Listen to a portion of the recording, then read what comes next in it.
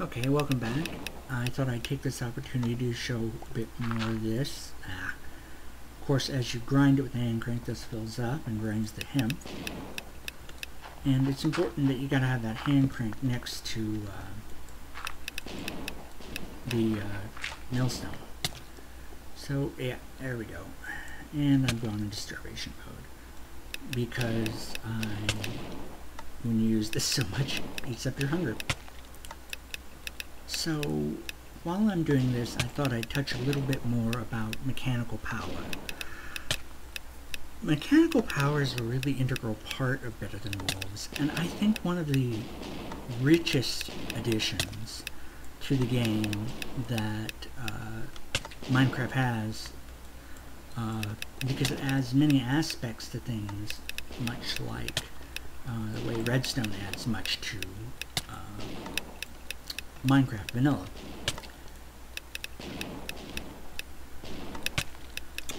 What happens is because of the design choices with the axles and the gearboxes, it really pushes you to plan, design, do all sorts of interesting, large, and slightly unwieldy machines, and really has its own tech feel, which is different from a lot of the computer and technical type mods that are out there.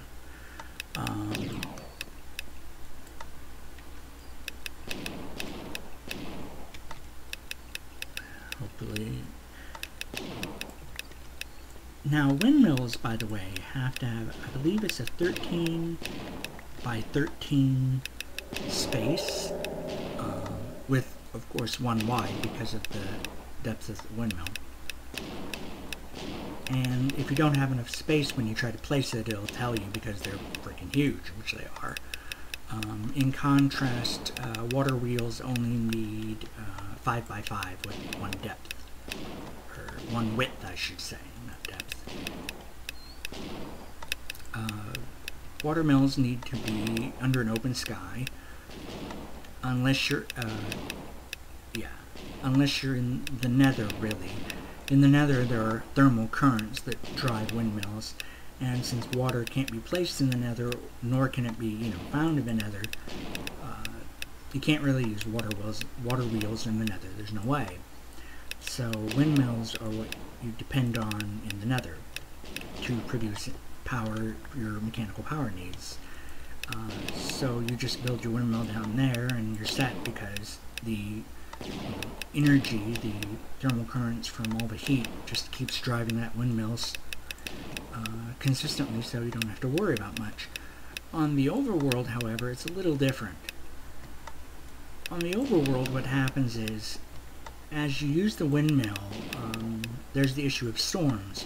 Whenever it's raining or snowing, the energy from that storm pushes the windmill harder, and while it doesn't hurt the windmill itself, it will essentially overpower the gearboxes, specifically the first one that's closest to the windmill, breaking it, which means, you need to make sure to turn off the